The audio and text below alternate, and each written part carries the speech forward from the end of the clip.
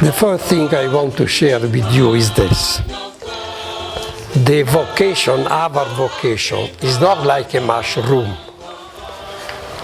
which from night to morning it comes up. No. Our vocation has been planned by somebody above us, before even we were born. I should say, since we have been conceived in the womb of our mothers. Because looking at the vocation of St. Daniel Comboni, the Francis Xavier of Africa, I am sure that God, since his birthday, he had a plan, great plan about this man. Because this man, he was a great man, a great man, a great missionary. You know, the evangelization of Africa has been performed by other institutes, but they did not have a plan. They did not have a plan. And the evangelization was done most on the coast of Africa. Instead, Comboni wanted to reach the Central Africa, the zone, the area of the Great Lakes. That was his plan. Daniel Comboni was born at Limone, Sulgada on March 15, 1831, into a family of cultivators employed by one of the rich local proprietors. Daniel Comboni was born in Limone, on the beautiful shore of the Lake Garda. The area was called Limone because, due to the good climate, the people, they were growing lemons. Limone means lemon.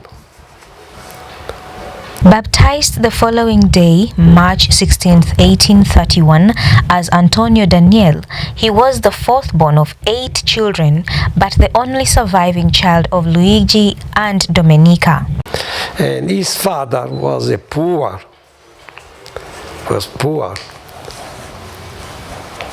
And he was working for a rich man who have this big cultivation of lemons. But unfortunately, all his brothers and sisters, they died when they were still very young.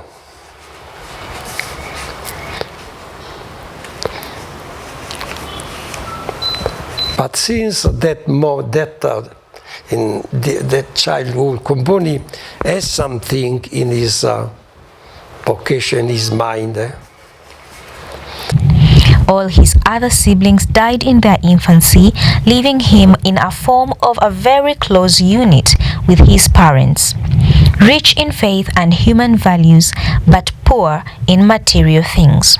I don't know if it is historically truth, but sometimes he was called in Africa, a child, Africa.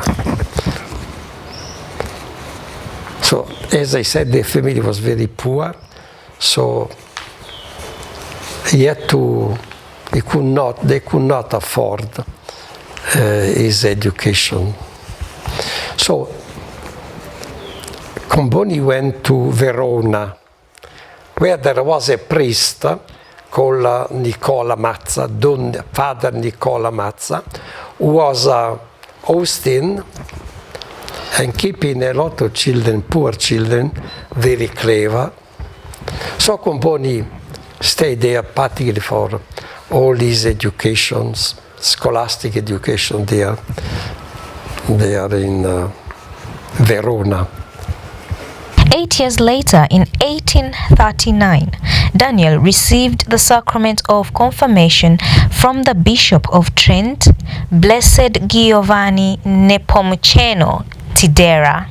This priest, a holy priest, Don Nicola Mazza, had some priests. It was a kind of society of priests, and some of them were sent to Africa when Comboni was still young, a teenager. And one of these priests was Don Angelo Vinco, Father Angelo Vinco, who came from Africa, and he was talking these young students about Africa.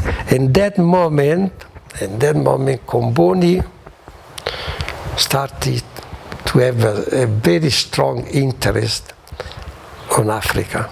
While at Verona, Daniel completed his studies of philosophy and theology and became entranced by the mission of Central Africa, drawn by the descriptions of the missionaries who returned from there to Father Mazza's Institute.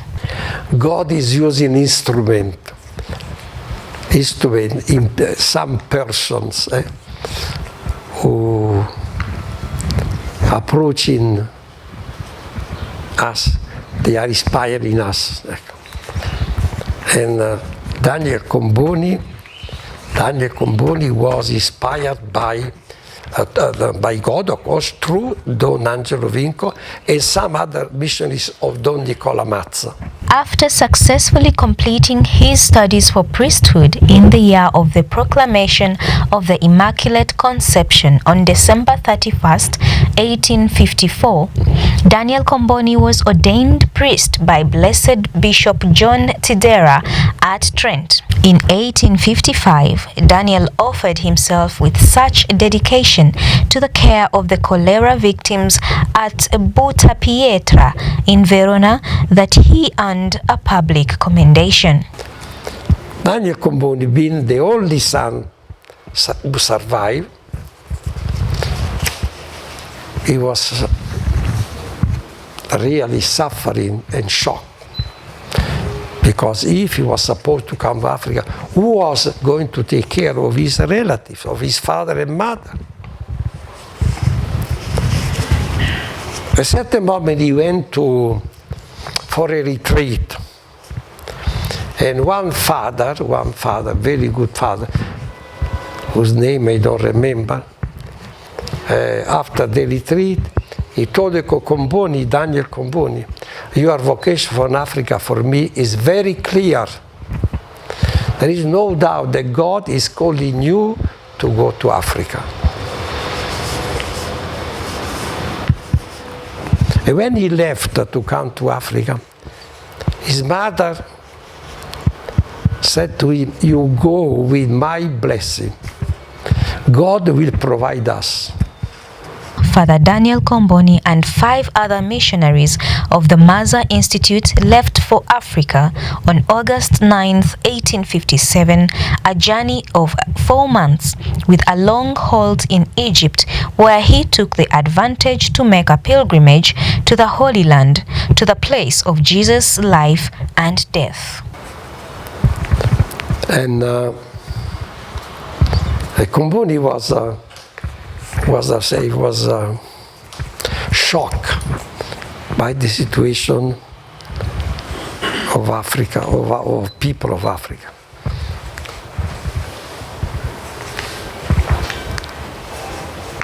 Because for them there was no hope. No hope. But unfortunately, some of his companions, they died. They died because they were not accustomed to the climate, to the disease, especially malaria. But even the food was not. But anyway. Comboni maybe as a point of departure from his plan for the regeneration of Africa was nothing else other than making Christ known in Africa.